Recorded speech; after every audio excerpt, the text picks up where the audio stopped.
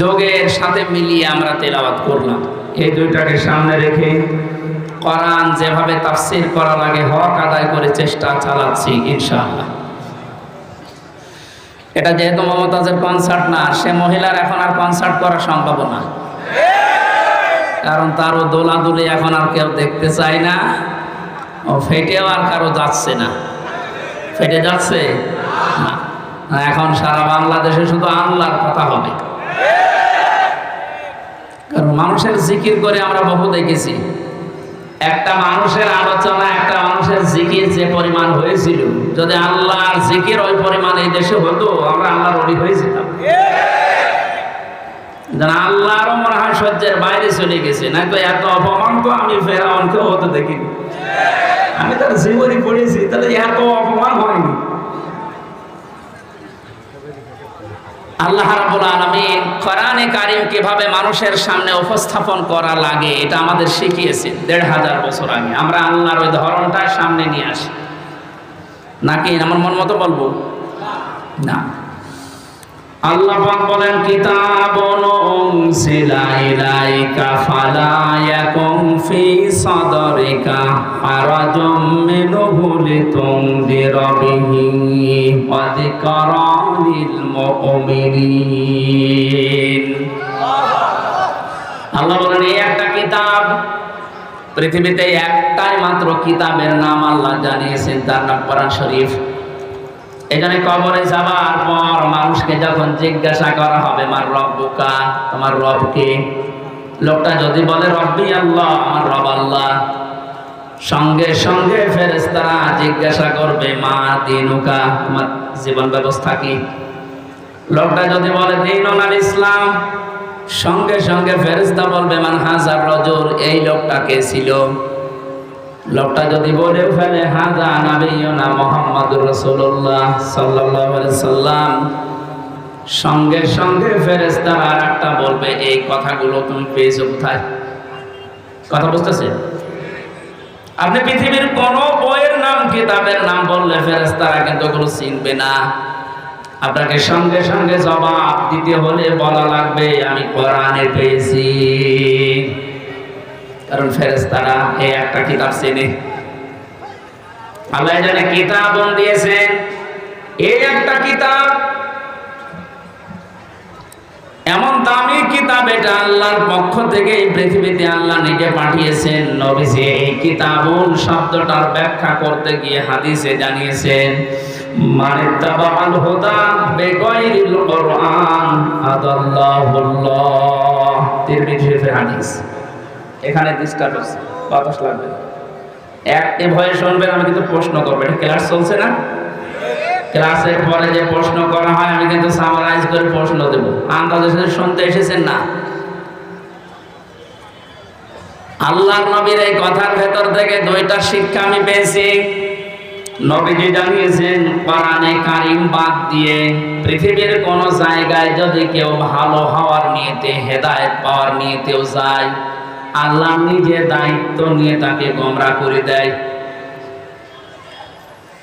আমার কথার অর্থ বোঝেন? নবীজির হাদিসের শেষ অংশ ছিল আদাল্লাহুল্লাহ, আদাল্লাহ ইউদিল্লু, সুলাসি মুজাররদ থেকে এসেছে। শব্দটা যদি মানে ফাল থেকে নবীজি বলতেন যে দল্লা, আদাল্লাহ ইউদিল্লু, বাবে ফাল থেকে শব্দটা আসা, নবী দল্লা ইয়াদিল্লু বলতে পারতেন। দল্লা ইয়াদিল্লু এ শব্দ দিলে বাংলা অর্থ হতো আপনি নিজেই নিজেকে খারাপ বানিয়ে ফেলেছেন, আপনি নিজের জন্য নিজে দায়ী, আর কেউ দায়ী না। আদাল্লাহ শব্দ যখন আসবে, বাংলা অর্থ তখন হবে আপনার হয়তো নিয়ত ভালো ছিল, আপনি কোন জায়গায় গিয়েছিলেন যে ভালো হয়ে যাব, কিন্তু কোরআন সেখানে ছিল না। এই জন্য আল্লাহ রাগ করে নিজে দায়িত্ব নিয়ে আপনাকে আরো খারাপ বানিয়ে দেবে। এটার জন্য সবচেয়ে বড় কারণ হচ্ছে, পৃথিবীতে একটাই মাত্র কিতাব আল্লাহ মানুষকে হেদায়েত দেওয়ার জন্য সর্বশেষ পাঠিয়েছেন, তার নাম কোরআন শরীফ। কোরআন বাদ দিয়ে হেদায়েত দেওয়ার মতো কোনো কিতাব কিয়ামত পর্যন্ত আর নেই। কথা বুঝতেছে? এজন্য সর্বপ্রথম আয়াত দেখবেন যালিকাল কিতাবু লা রাইবা ফি, কিতাবের আগে আলিফ লাম আছে। আল্লাহ নির্ধারিত করে জানিয়েছেন একটাই মাত্র কিতাব যেটা মানুষকে হেদায়েত দিতে পারে, তার ভেতরে কোনো সন্দেহ নেই, ভুল নেই, অবকাশ নেই। হাদিসের বাস্তবতায় আমি যেটা পেয়েছি, ও বাংলার জনগণ, কোরআন যেখানে নেই ওই রকম জায়গায় এখন থেকে যদি আপনি ভালো হওয়ার নিয়তেও চান, আপনাকে আমির হামজা খারাপ বানাবে না, খারাপ বানিয়ে দেবে কে? এবার এক বাক্যে বলবেন হেদায়েত দেওয়ার একচ্ছত্র মালিকানা হামজার? বলেন। নবীজির? কার? আল্লাহ ছাড়া পথ কেউ দেখাতে পারে না, হেদায়েত দিতে পারে না। উনি যদি বলেন আমি তোকে খারাপ বানাবো, বলেন তো কে আছে আপনাকে পথ দেখাবে? বলেন। এই জন্যে আমার শেষ কথা, ফাইনাল কথা এইটাই, আজকে থেকে সিদ্ধান্ত দৃঢ়ভাবে নেওয়া লাগবে। কোরআন যেখানে নেই, সে যত বড় বাবার দরবার হোক, যত বড় রাজনৈতিক দল হোক, যেখানে কোরআন চলে না, কোরআনের কর্মসূচি নেই, আমি ওখানে যাব না।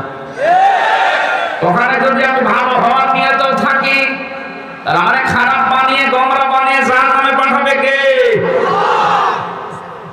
আমার মনে হয় এই ওয়াজটা যদি আজ আমরা বাংলার 18 কোটি জনগণের ভেতরে 10 কোটি মানুষও মেনে নিতে পারি, এদেশে আমরা গোমরাহি থেকে মুক্ত হব। আল্লাহ রাব্বুল আলামিনের হেদায়েত আমাদের জন্য আম হয়ে যাবে। আশা করছি আপনি কথাটা মেনে নেবেন আপনার প্র্যাকটিক্যাল জীবনে, যে কোরআন যেখানে নেই ওই রকম দলে আমি আজকে থেকে আর নেই। এটা শুধু সামিয়ানার নিচ পর্যন্ত শেষ, বাইরে নিয়ে যাবেন তো? যেখানে কোরআন নেই, তাহলে যদি আপনি জানো ভালো হওয়ার নিয়ত আপনার ছিল, কিন্তু আপনাকে আল্লাহ ভালো রাখবে না।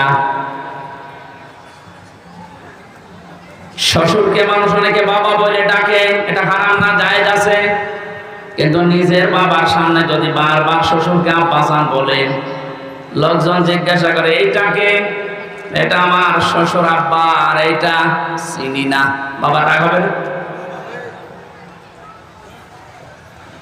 বাবা বলা জায়েজ আছে বলে আপনি একেবারে সব সময় মুখে ফেনা তুলে ফেলবেন আব্বাজান বলে, আসল যেটা জন্মদাতা বাবা, ওর কোনো খবর নেই।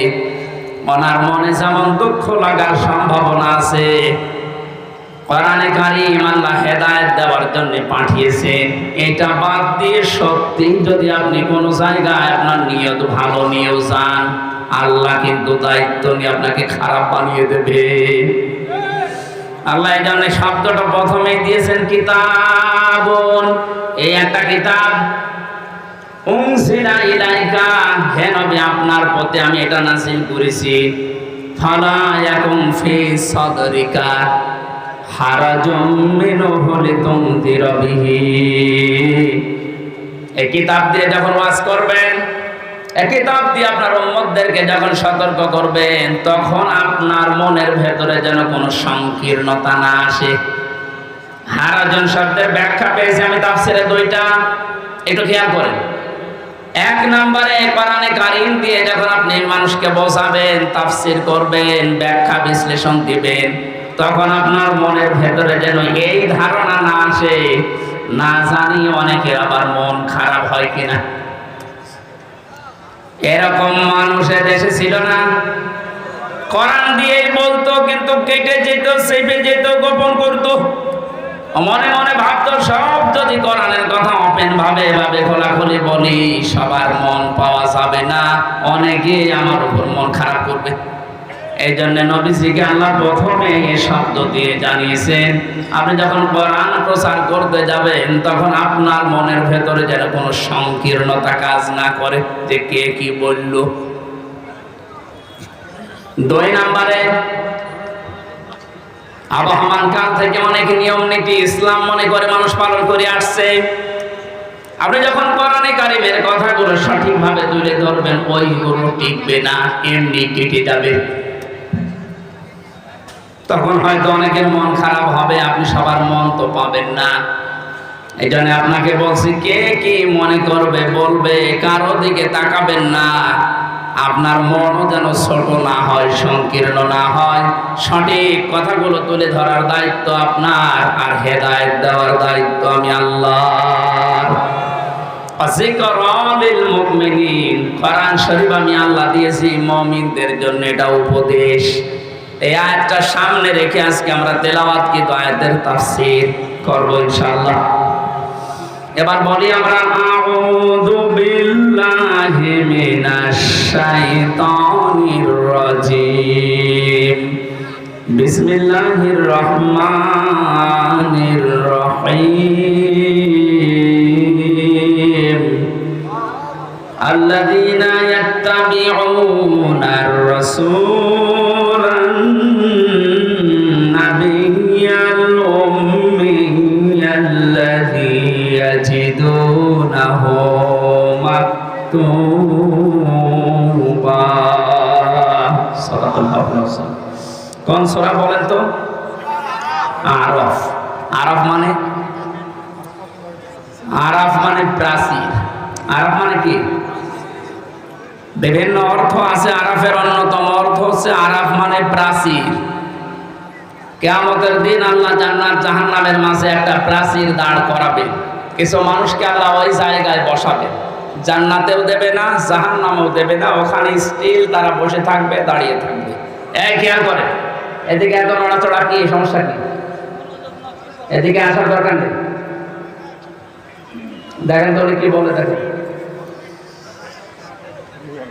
না, আমি তো বলবো হয়েছে, ঠিক আছে না। আপনি যদি আমল করতে না পারেন তাহলে তো আসার দরকার নেই। নামকরণ বলছে, তাফসীর করার জন্য 13টা জিনিস সামনে রাখা লাগে। আমরা উসুলে তাফসীরের যে নিয়ম পড়েছি, এখানে কত আলেম বসে আছে দেখতে পাচ্ছেন না? নাকি ফাটা যায় একজনকে লাগিয়ে দেব? সাদা করলে কি ইবাদত থাকবে? এটা কষ্ট হচ্ছে গরমে আমাদের, তারপরও যেহেতু এটা ইবাদত, এই কারণে আমরা বসে আছি কিছু নেওয়ার জন্য, নাকি? আরাফ কি নাম বললাম? এটা একটা প্রাচীর, জান্নাত জাহান্নামের মাঝে আল্লাহ রাখবেন। নামকরণের ভেতরে আমি তাফসীরে তাবারি থেকে বলছি এটা।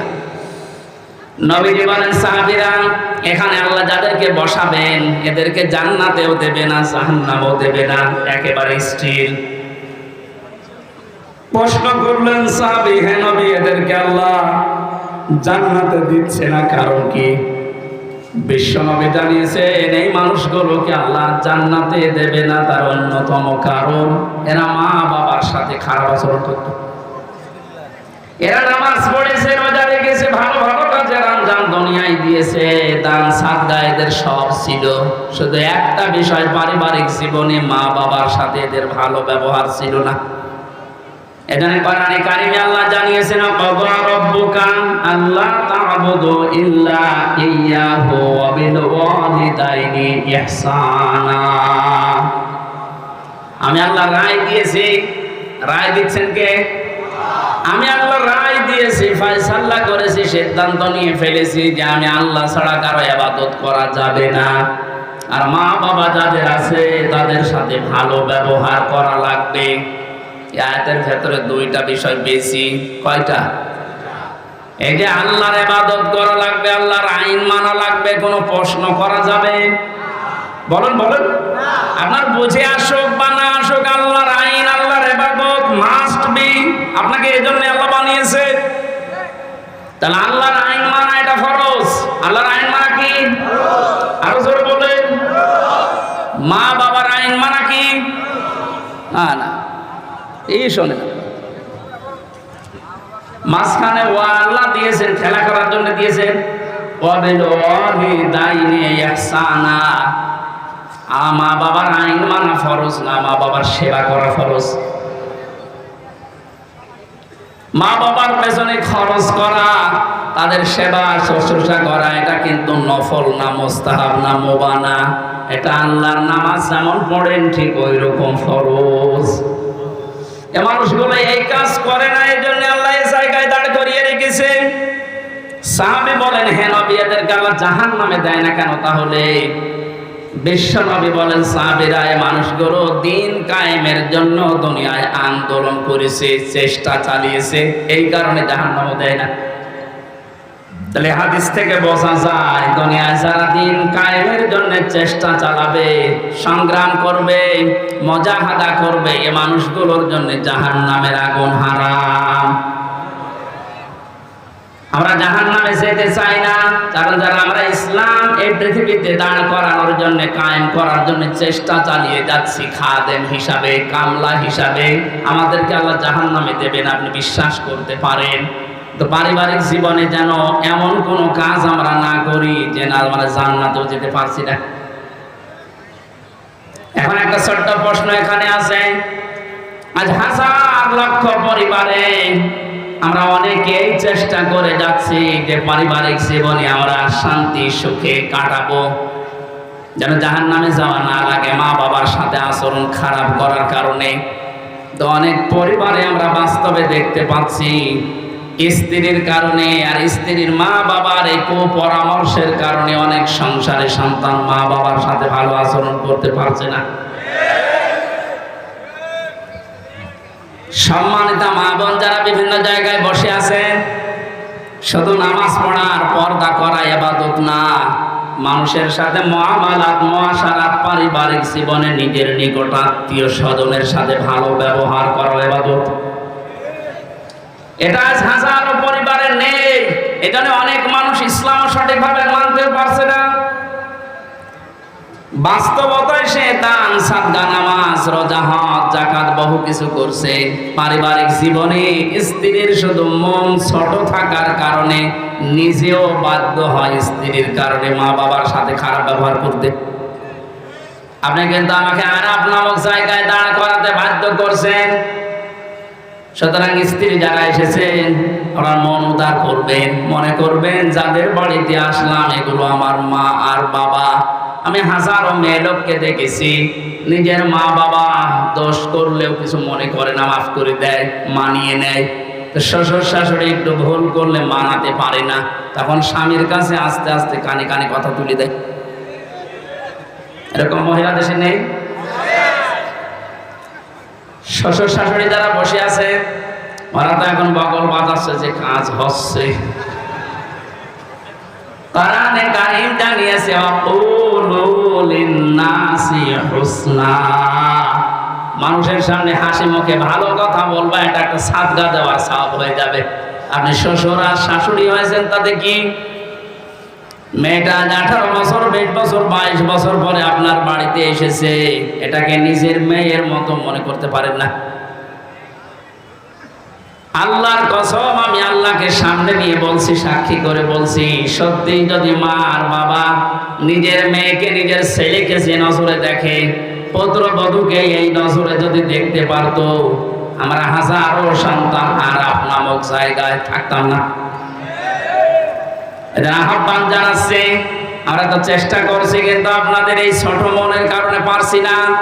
আপনার মনটা উদার করেন, কি করবেন আপনি দুনিয়ার এই সয় সম্পদ দিয়ে যদি জাহান্নামে যাওয়া লাগে? আল্লাহ আমাদেরকে আরাফ নামক এই জায়গায় যেন দাঁড় করিয়ে ভাগ্য হত না করেন। নবীজি কিন্তু হাদিসের শেষে আর বলেননি যে এরা যাবে কোথায়, বলেন তো এই হাদিসে পর্যন্ত থাকলে কি দাঁড়াচ্ছে অর্থ? জান্নাতেও যেতে পারছি না শুধুমাত্র এই কারণে, জাহান্নামও আল্লাহ দিচ্ছেন আমি ইসলামী আন্দোলন করার কারণে। অথচ এই জায়গায় যদি দাঁড়িয়ে থাকা লাগে আবাদান আবাদান, আমার মতো হতভাগ্য মানুষ আছে। আল্লাহ আমাদেরকে হেফাজত করুন, বলেন আমিন। মক্কায় নাযিল হয়েছে সূরাটা, 206টা আয়াত আছে, 20টা 16টা রুকু আছে।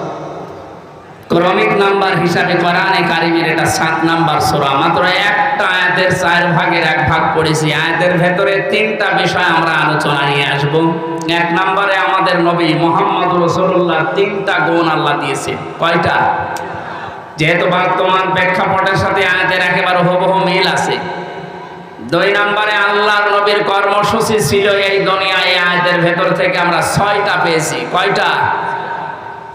3 নম্বরে আমরা যারা তার উম্মত এখন দাবি করব কিয়ামত পর্যন্ত, তাদের কর্মসূচি হবে, তাদের করণীয় হবে 4টা। তাহলে নবীজির পরিচয় তুলে ধরা হবে আয়াত দিয়ে 3টা, বিশ্বনবীর কর্মসূচি তুলে ধরা হবে 6টা, আর আমাদের করণীয় তুলে ধরা হবে 4টা, সব মিলে 13টা। কয়টা? এই 13টা বিষয় আজকের আলোচনায় আছে। আমরা একটা একটা করে তাফসীর আকারে শুনছি। আপনারা আছেন তো? আল্লাহ পাক বলেন, আল্লাযীনা ইয়াত্তাবিউনার রাসূলান নাবিয়্যাল উম্মিয়্যা, তোমরা অনুসরণ করো, ইত্তেবা করো, দেখে দেখে চলো। এই যে তাবউন শব্দটা আছে, আমি 12 সালে যখন আলোচনা আরম্ভ করেছিলাম বিশ্ববিদ্যালয়ের সেকেন্ড ইয়ারে থাকতে, ওই সময় তাবউনের ব্যাখ্যা পড়েছিলাম। অনেকে ইন্টারনেটে এটা দেখেছেন, মনে আছে আপনাদের? তাবউন মানে কি? তাবউন মানে দেখে দেখে চলা। আপনার সামনে একটা মানুষ হেঁটে যাচ্ছে, কিভাবে কিভাবে পা লাগায়, কোথায় হাত নাড়ায়, মাজা দোলায়, কিভাবে তাকায়, একেবারে ওইভাবে হুবহু ওই জায়গায় পা ফেলে হাত নাড়িয়ে মাজা দলিয়ে চলার নাম তাবউন। আল্লাহ পাক এখানে ইত্তেবা দিয়েছেন, আল্লাযীনা, যারা, ইয়াত্তাবিউনা, অনুসরণ করছে, করবে। এটা মোজারে বর্তমান ভবিষ্যৎ, প্রেজেন্ট ফিউচার। কার অনুসরণ করছে, করবে? রাসূলান নাবিয়্যাল উম্মিয়্যা, বিশ্বনবীর পরিচয় আল্লাহ এখানে দিয়েছেন 3টা। 1 নম্বরে রাসূল ছিলেন তিনি, 2 নম্বরে তিনি ছিলেন নবী, 3 নম্বরে তিনি ছিলেন উম্মি। এবার আসেন তো, রাসূল কাকে বলে, নবী কাকে বলে, উম্মি কাকে বলে? এ পৃথিবীতে বহু নবী এবং রাসূলের কথা আমরা শুনেছি। 1,24,000 নবী রাসূলের কথা আমরা জানি। পৃথিবীতে আল্লাহ মানুষকে হেদায়েত দেওয়ার জন্য, পথ প্রদর্শন করার জন্য পাঠিয়েছেন। এতগুলো নবীর জীবনী, কর্ম পদ্ধতি বলতে বলতে তো সময় চলে যাবে। আমি গুরুত্বপূর্ণ কয়েকটা নবীর জীবনী থেকে বলছি। যত নবীকে আল্লাহ দুনিয়ায় দাওয়াতি কাজ করতে পাঠিয়েছিলেন, সবচাইতে বেশি কষ্ট সহ্য করেছিলেন হযরতে মুহাম্মদুর রাসূলুল্লাহ। এনার পরে যার নামের তালিকা পাওয়া যায় তিনি হযরতে ইব্রাহিম আলাইহিস সালাম। এনার পরে যার নামের তালিকা আছে হযরতে নূহ আলাইহিস সালাম। এনার পরে যাদের নামের তালিকা আছে সিরিয়াল হিসাবে, আল্লাহ পাক কোরআনে কারিমে জানিয়েছেন, শারআ লাকুম মিনাদ-দীনি মা ওয়াসসা বিহি নূহা ওয়াল্লাযী আওহায়না ইলাইকা। আমি নির্ধারিত করে দিলাম, লিখে দিলাম, নির্ধারণ করে দিলাম, আমি আল্লাহ সই স্বাক্ষর করে দলিল করে দিলাম তোমাদের জন্যে। নূহ আলাইহিস সালামকে, ইব্রাহিম আলাইহিস সালামকে, ঈসা আলাইহিস সালামকে, এই সমস্ত মুসা আলাইহিস সালাম, এই বড় বড় নবীদের নামগুলো দিতে দিতে আল্লাহ জানিয়েছেন, হে নবী, এই প্রত্যেকটা নবীকে কিন্তু আমি আল্লাহ জানিয়েছিলাম, আনা কিমুদ্দিন, তোমরা দিন কায়েম করো। আপনাকেও আমি ওহী করলাম ঠিক ওইভাবে, ওয়াহাইনা ইলাইকা, আপনার প্রতি আমার একই ওহী, আন আকিমুদ্দিন, আপনি দিন কায়েম করেন জমিনে, ওয়ালা তাতাফাররাকু ফি, এ বিষয়ে কোনো ফতোয়াবাজি করবেন না। সময় কিন্তু এসে গেছে এখন এই দেশে ঠিক ওই রকম। আর যে যেখানে যে মতে চলেন না কেন, সবাইকে আমরা আহ্বান জানাচ্ছি, সবাই আসেন ঐক্যবদ্ধ হয়ে আল্লাহর দ্বীন, কোরআনে কারীম, ইসলাম এই দেশে আমরা এখন কায়েম করার পরিবেশ তৈরি করি। সত্যি যদি এটা কায়েম না হয়, হালালকে হালাল জেনে অনেক সময় মানা যাবে না, হারামকে হারাম জানার পরও ছেড়ে দেওয়া যাবে না। এই 17 বছর যেটা দেখলাম, এই জন্য আমাদের সবচেয়ে বড় কাজ হবে এখন আল্লাহর এই জমিনে আল্লাহর দ্বীন কি করে কায়েম করা যায়, দাঁড় করানো যায়। বিশ্ব নবী মুহাম্মদুর রাসূলুল্লাহকে আল্লাহ রাসূল বলে ঘোষণা দিচ্ছেন যে, হে নবী, আপনি আপনার পরিচয় উম্মতদের সামনে দেবেন যে আমি তোমাদের জন্য রাসূল হয়ে এসেছি। 511 জন রাসূলের কথা আমরা পড়েছি, আর বাকিগুলো সব আল্লাহ নবী হিসাবে পাঠিয়েছিলেন। এই সমস্ত মানুষদের দায়িত্ব কোরআনে কারিমে এক একটি আয়াতের ভেতরে আল্লাহ দিয়েছেন, ওয়ালাকাদ বাআসনা ফি কুল্লি উম্মাতির রাসূলান আনি ইবুদুল্লাহ ওয়াজতানিবুত তাগুত। রব্বুল আলামিন বলেন, এ পৃথিবীর যত ওয়ালাকাদ বাআসনা ফি কুল্লি উম্মাতির রাসূলা, প্রত্যেকটি জাতির জন্য আমি আল্লাহ রাসূল পাঠিয়েছিলাম। প্রতিটি নবী আর রাসূলদের জীবনের দায়িত্ব মূল ছিল দুইটা। তারা উম্মতদের কাছে যেই বলতেন আল্লাহর ইবাদত করো। কার ইবাদত? এই শব্দটা নিয়ে আজ হাজারো জায়গায় আমরা এই দেশের ভেতরে অনেক ভেজাল দেখতে পাচ্ছি। কমনে দিয়েছে ফ্যান, ইয়ার কি মারছেন এখানে বসে বসে।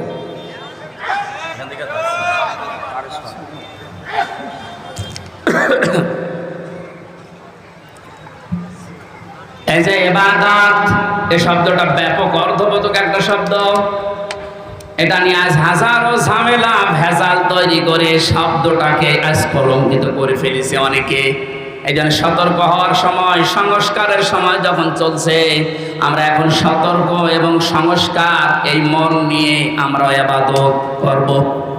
আমার ইবাদতের ভেতরে যেন কোনো ভেজাল না আসে। গাড়ি গাড়ি ইবাদত করা লাগবে, কোরআনে আল্লাহ এমন দেয়নি। ইবাদত করো, আখলিস দীনাকা ইয়াকফিকাল আমালুল কলিল। তোমার ঈমানটা যদি খাঁটি হয়, কাজকর্ম আমল যদি কম হয়, আমার আল্লাহ মাফ করে দেবে। আমাদের অনেকের কাজ কারবার দরবেশ বাবার মতো গাড়ি গাড়ি দেখতে পাচ্ছি। একটা বক্তব্য শুনেছিলাম কয়েকদিন আগে, ও বলেছে কোরআনের সমস্যা আছে।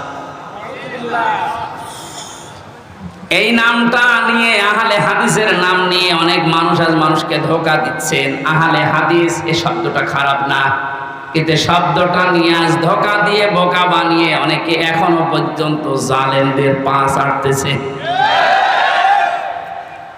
কালকের বক্তব্য ছিল একজনের রফিক নামে, আমি নাম নিয়েছি এই কারণে চেনার জন্য। এই লোকটা জানাচ্ছে এখন জনগণকে, আবু সাঈদ নামে এই ছেলেটা শহীদ হয়নি, ও নিজে আত্মহত্যা করেছে।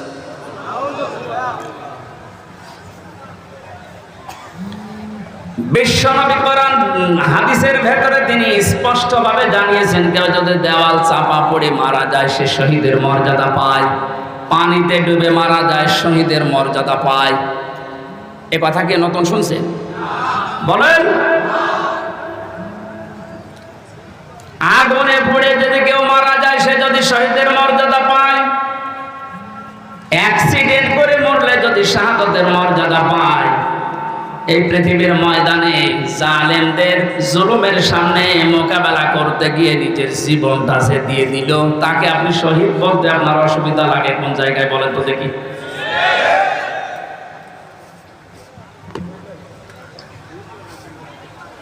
এবার আমাদের দুইটা নোটিশ বলছে, যেহেতু এই শব্দটা শুনে আজ 2 দিন ধরে অনেক জালেমের দোসর যারা, তারা এখনো পর্যন্ত অপপ্রচার চালাচ্ছে এদের বিরুদ্ধে।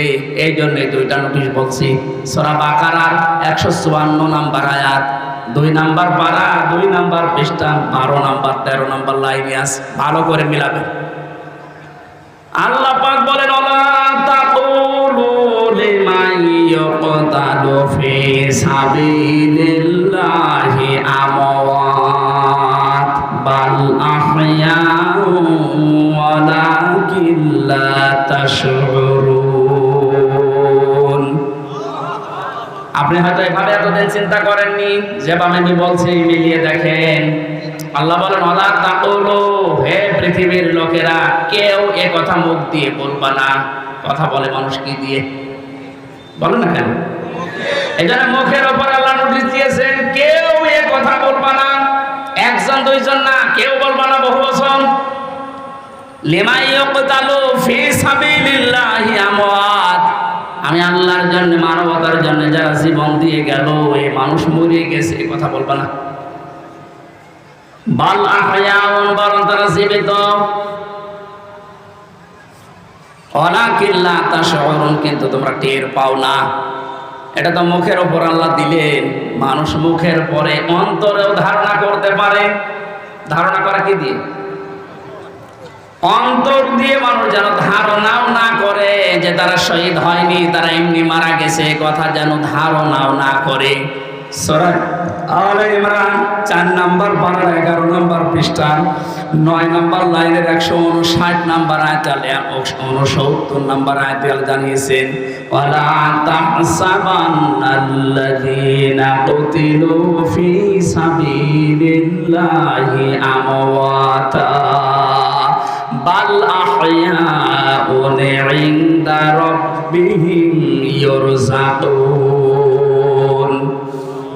খুব খেয়াল করেন, অন্তর দিয়েও কেউ যেন ধারণা না করে যারা মারা গেছে। আল্লাহ পাক বলেন ধারণা কোনোদিন করবি না যে মরে গেছে না, কারণ জীবন জালেমের সামনে নিজের জীবন দিয়ে দেওয়া তো সহজ কথা না। ওরা কিন্তু জীবিত আছে, ওরা জিন্দা। ইনদা রাব্বিহিম ইরযাকুন, তারা তাদের রবের কাছে রিজিক পাচ্ছে। সুতরাং আবু সাঈদ রংপুরের এই ছেলেটা জালেমের সামনে দাঁড়িয়ে জীবনটা দিয়ে শাহাদাতের মরণ পেয়েছে। এটা কোনোদিন আপনি মুখ দিয়ে যেন না বলেন যে লোকটা মরে গেছে, ধারণাও না করে যে মরে গেছে না, ও শহীদ হয়েছে। কি হয়েছে? স্বাধীনভাবে কথা বলতে পারতাম না। পাশের জেলায় বাড়ি আমার, নাটোর, কুষ্টিয়া। এখানে দাওয়াত খেতে এসেছিলাম বিয়ের, তারপর আমার ঢুকতে দেয়নি। কোথায় ছিলাম আপনি টের পেয়েছেন? স্বাধীনতা পরাধীনতা কি আমরা 17 বছর টের পেয়েছি। স্বাধীনভাবে চলাফেরা করার, বাক স্বাধীনতা ফিরিয়ে দেওয়ার জন্য যে মানুষগুলো জীবন দিয়েছে, মাস্ট বি 100 ভাগ আমি বিশ্বাস করি ওরা সব শাহাদাতের মর্যাদা পেয়েছে। এমনকি জালেমের জুলুমের শিকার হয়ে আয়না ঘরেও বহু মানুষ জীবন দিয়েছে, জেলখানার ভেতরে জীবন দিয়েছে। এমনকি কোরআনের পাখিকে অনেকে বলছে উনি স্বাভাবিকভাবে মারা গেছে। না, আমি পাশে ছেলেছিলাম, উনি 1 নম্বরে, আমি 4 নম্বরে। আল্লামার সাথে আমার একদিন দেখা হয়েছিল মাত্র 10 মিনিটের জন্য। উনি এমনি মারা যায়নি, ওনাকে মেরে ফেলা হয়েছে। তার বাস্তব ওনার মুখের হাসিটা। এখন ভিডিও বের হচ্ছে, জেলার আর সোফারের আত্মীয়রা তারা পরিচয় দিয়ে বলছে ওনাকে জোর করে সই করিয়ে বলেছে আপনি সই করেন, আপনাকে মুক্ত করে দেওয়া হবে নির্বাহী আদেশে। এই কথা বলে বের করে নিয়ে গেছে। উনি তো খুশি আনন্দতে আমি পরিবারের কাছে ফিরে যাচ্ছি। কিন্তু শয়তান যারা আছে, শয়তানি করে, ষড়যন্ত্র করে, যাকে দায়িত্ব দিয়েছিল মোস্তফা জামান এ কোলাঙ্গার, এই যে কি জিনিস এখন আমরা টের পাচ্ছি, একার তৈরি করা এখন আপনি দেখতে পাচ্ছেন। আমার মনে হয় একে যদি আমার মতো এরকম 10 দিন রিমান্ডে রাখেন, ও সব সত্য কথা বলে ফেলবে। আমার মুখ দিয়ে রিমান্ডে একটা কথা ওরা বের করতে পারেনি। শেষ পর্যন্ত মন মতো লিখে আমাকে বলছে সই করেন, আপনারা ছেড়ে দেওয়া হবে। আমি তো রিমান্ডে বসতাম না যে 164 কি, মানে গেলাম ছেড়ে যখন দেওয়া হবে দেয়। এখন দেখি সব আমার বিপক্ষে লিখেছে। আমি নাকি দেশের বিরুদ্ধে কথা বলতাম। যতগুলো বক্তব্য দিয়েছি দেশের ভালোবাসার পক্ষে দিয়েছি, কারণ দেশকে ভালোবাসা এটা ওই মানের অঙ্গ। আরে মানুষগুলো এটা আমাকে বলে কয়ে নিয়েছে যে বলেন আপনি যে আপনাকে এ দেশের কিছু মানুষ টাকা পয়সা দিয়ে ব্যবহার করে যে আপনি দেশের বিরুদ্ধে, এই সরকারের বিরুদ্ধে, তাহলে আপনাকে ছেড়ে দেব। শেষ পর্যন্ত বলতে রাজি যখন হলাম না, 11 ঘন্টা আমার টাঙিয়ে রেখেছিল কালো কাপড় দিয়ে চোখ বেঁধে। নিজেরা বলা করতো হুজুর আপনি নির্দোষ আমরা জানি, কিন্তু আপনাকে কথা বলা লাগবে। পেছনে হাত হ্যান্ডকাপ দিয়ে বেঁধে, কালো কাপড় দিয়ে চোখ বেঁধে 11 ঘন্টা এক জায়গায় আমার নামাজও পড়তে দেয়নি। 4 ওয়াক্ত জোহর, আসর, মাগরিব, এসা আমি সব ইশারায় পড়েছি। এখন নামাজ পড়ছি কোন সময় আমি তাও জানি না, কারণ মাটির নিচে তো। সর্বশেষ যখন বললাম না এত বড় মিথ্যা কথা আমি বলতে পারবো না, আকিস গ্রুপে আমি চাকরি করতাম, ওনাদের বিরুদ্ধে হাজার হাজার কথা লিখতে বলেছেন, একটাও পারবো না, কারণ ওনারা এরকম না। শেষে আমার বলছে, যদি আপনি আজকে সন্ধ্যার ভেতরে এগুলো স্বীকার না করেন, না বলেন, তাহলে আপনার বউ তুলে নেন। কি চরিত্র দেখিছে। আর এখন অনেক সুর তুলছে অনেকে যে এদের মাফ করে দাও। এই জালেমদের মাফ করা মানে মাসরুমের উপরে অবিচার।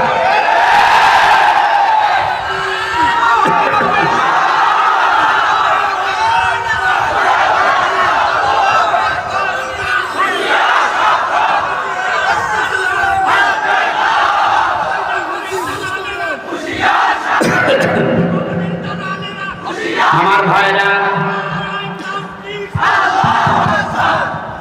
আপনি আমান আজমির জীবন ফিরিয়ে দিতে পারবেন? ব্যারিস্টার আরমানের স্ত্রীর কাছে আপনি কি জবাব দেবেন বলেন? কোথায় পৌঁছিয়েছেন তার জীবনটা? কি ট্যালেন্টেড সন্তান ছিল মীর কাসেম আলীর। আমি জেলখানায় থাকতে এক কারারক্ষী এসে আমার কুতুবউদ্দিন ওর বাড়ি, রাজবাড়ি, রাত 12টার পরে যখন ডিউটি হয়েছে এসে বলছে, হুজুর একটা গোপন কথা বলি, কাউকে যেন বললেন না এখানে, তাহলে আমার